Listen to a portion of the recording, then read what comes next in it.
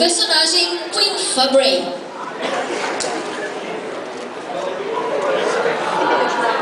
Olá a todos.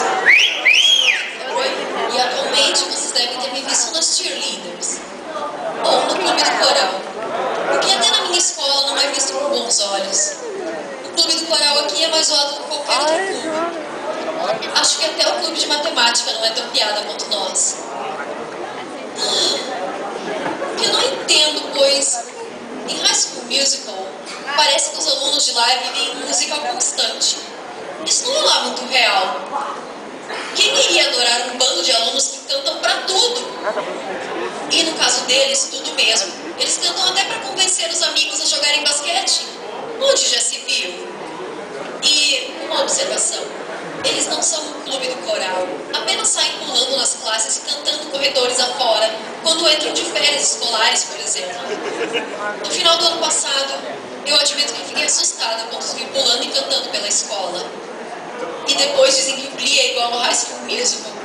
Nós somos geeks, nerds, losers. Nós, do clube do coral, somos os excluídos da escola. Cantamos somente para os campeonatos regionais e ainda assim sofremos bullying. Isso é tão injusto comparado com eles. Assim, com exceção de eu, é claro, que faço parte do clube do coral, mas não sou loser. Afinal, eu sou a capitã das líderes de torcida e só estou nessa para ajudar meu namorado e afastá-lo de uma fracassada que vive despindo com os olhos. Enfim, já o High School Musical, todos parecem ser bem populares, de um modo estranho. Até porque onde já se viu o personagem principal da série cantar no meio do campo de futebol porque está chateado. Ele não tomaria uma bolada no meio da cara fazendo isso?